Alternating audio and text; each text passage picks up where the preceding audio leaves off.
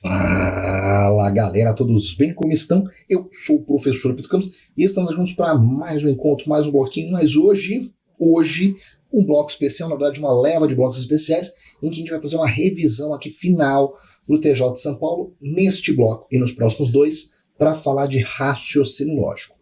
E eu queria explicar para vocês como que eu montei tudo isso, qual que é a ideia que a gente vai ter nas próximas aulas. Eu quis juntar três coisas. Primeiro, revisar com vocês quais são os pontos mais importantes, aquelas teorias que vão estar presentes na prova. O que você precisa saber que vai ser cobrado. Acabou. Primeira coisa. Segunda coisa. Eu quis pegar questões que trouxessem o clássico do que é cobrado, mas ao mesmo tempo algumas pegadinhas que podem aparecer, para treinar vocês em cima do que com certeza vai estar lá, mas também para o que pode aparecer de diferente. E optei por transformar tudo isso e trazer tudo isso em cima de questões da última prova do TJ para facilitar a nossa conversa. Então vai ser um 3 em 1. Eu vou mostrar as teorias que você precisa saber, junto com pegadinhas que podem aparecer e de quebra aproveitar para resolver algumas questões da última prova, tá legal? Então, começando a brincadeira, a primeira questão, que vai ser o trampolim para o nosso conceito inicial, ela diz assim: seguem algumas afirmações sobre pessoas. Se Ana é generosa, então Bernardo é gastador, Bernardo é gastador ou Claudete é gentil, Eduardo é tímido e Claudete é gentil, ou Gerson é ligeiro ou Eduardo é tímido, Bernardo é gastador, se Hugo é rico, então Ana é generosa. E aí, trouxe, a partir das informações, podemos concluir que blá, blá, blá. Então, vamos lá. Primeira coisa, essa questão é uma questão de estrutura lógica. Tema que trabalha com julgamento de proposição, que é algo que você precisa saber de trás para frente, tá? Se ela não trouxesse essa parte complementar, então se a gente não tivesse isso aqui, ó, seria o tipo mais clássico de estrutura lógica que pode acontecer, tá legal? Então, normalmente, ali 99% do que aparece na prova de estruturas viria dessa forma, e aí, como todas essas frases foram dadas pelo enunciado, a gente sabe que o enunciado não mente, todas essas proposições seriam verdadeiras. Então, normalmente, é tudo verdadeiro, acabou. Só que nessa questão em especial, o examinador mandou a gente considerar algumas dessas frases verdadeiras e algumas dessas frases falsas. Então, aqui, o que essa questão tem de novo? Lembra que eu falei? Coisas importantes a se saber, em cima de questões de prova, mas que com conceitos um pouco diferentes.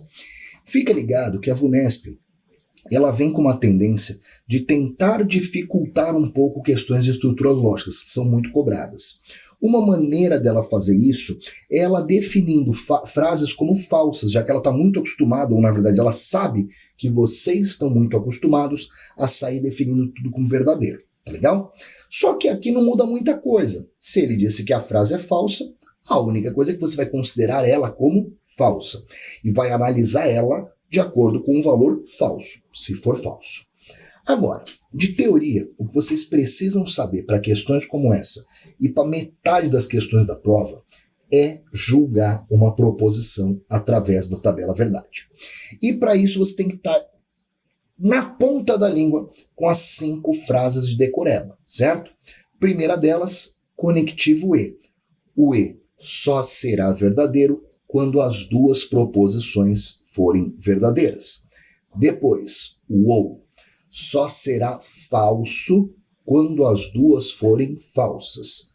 Se então a Vera Fischer é falsa, primeira proposição verdadeira, segunda falsa da falso, qualquer outro caso, até mesmo um Vera Verão, vai ser verdadeiro. Depois, Vera Fischer falsa, não esquece. Depois, C e somente C, só será verdadeiro quando as duas proposições forem iguais em valores lógicos, e o OU só será verdadeiro quando as duas proposições forem diferentes.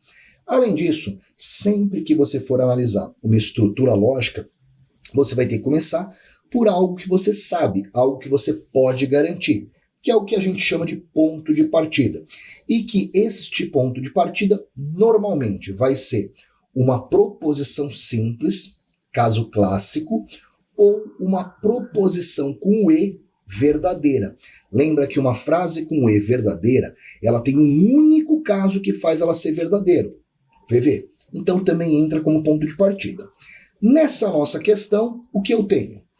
Eu tenho se então verdadeiro, e a gente sabe que o se então tem vários casos que fazem ele ser verdadeiro, é só não ser Vera Fischer, então não é ponto de partida.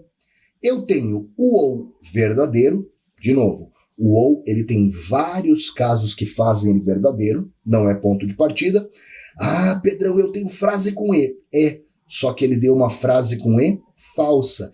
E existem várias situações que fazem o e ser falso, já que ele só será verdadeiro quando as duas forem forem verdadeiras. Depois eu tenho o ou, o que ou. Saber que é verdadeiro ou falso não entra como ponto de partida. Lá embaixo eu tenho mais uma vez o se então. Não é ponto de partida, mas a questão trouxe cravadinho pra gente uma proposição simples, o que aí sim, quando aparece, sempre é ponto de partida. E se o examinador disse que o Bernardo é gastador, é porque o Bernardo é gastador. Essa proposição é verdadeira? Cuidado, muita gente fez isso na prova, só que o próprio enunciado disse, que ela é falsa. Então, galera, toma cuidado e não vai na decoreba. Ponto de partida é verdadeiro quando dado como verdadeiro para o enunciado. Nesse caso, se ele disse que é falso, é porque é falso. Mas sem crise, continua sendo ponto de partida. Legal? E aí nossa análise começa em cima dele. Bernardo é gastador, é falso. Então aqui, Bernardo é gastador, é falso. Tem uma proposição com ou que tem que ser verdadeira. O ou só será falso quando as duas forem falsas. Então, se eu quero que ele seja verdadeiro, eu não posso ter as duas falsas. A primeira já é falsa e não tem o que fazer, então a segunda, verdadeira. Claudete é gentil, verdadeiro. E Claudete é gentil, verdadeiro, fica ligado que eu tenho o conectivo e agora tem que ser falso.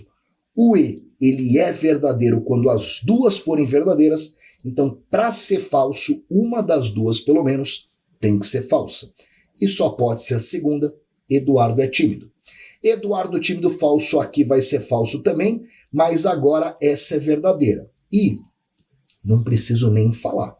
Na hora da prova, ansioso, nervoso, esse uma hora verdadeiro, uma hora falso vai te confundir. Então toma muito cuidado, que a VUNESP tem feito muito isso.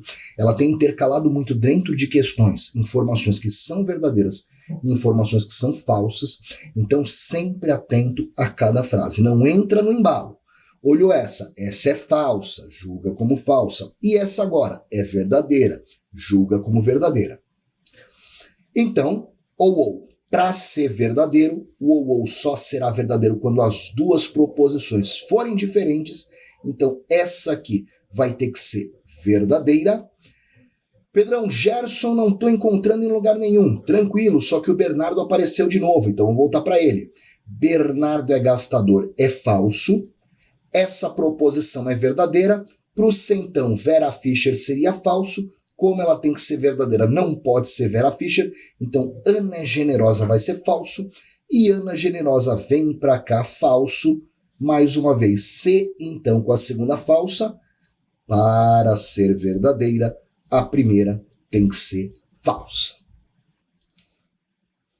E aí, com isso, agora identificou tudo o que aconteceu. É só achar a resposta correta. Então, alternativa A. Claudete não é gentil? Sei lá. Claudete é gentil, verdadeira. A por causa do não, tá fora. Depois na B, Hugo não é rico. Vamos ver. Hugo é rico, falso. Então, Hugo não é rico, verdadeiro. Perfeito. Alternativa B, a resposta. Bateu em segurança, analisa todas. Gerson não é ligeiro. Gerson é ligeiro, verdadeiro, tá fora. Na D, Eduardo é tímido. Eduardo não é tímido, mal atirado, sabe nada, tá fora. E na E, Ana é generosa, nada, mesquinharia total. Resposta, então, alternativa B, detonando essa questão, mas lembrando que a questão foi só um pretexto, um cenário, um plano de fundo para trabalhar em cima do que eu realmente queria mostrar para vocês. Julgamento de proposição, estruturas lógicas, vai estar presente na prova de vocês em várias questões, tá certo? Isso tem que saber, esse é o conceito a ser revisado. Além disso, VUNESP tem gostado muito de trabalhar intercalando frases como verdadeiras e falsas. Então, fica atento a cada frase, olhe o valor lógico dela e, óbvio, julga de acordo com esse valor, tá certo? Esse foi o nosso primeiro bloquinho de revisão e até o momento espero que todos estejam gostando e entendendo das aulas do curso. Para mim, como sempre, um prazer imenso, um beijo enorme, até uma próxima e tchau, valeu!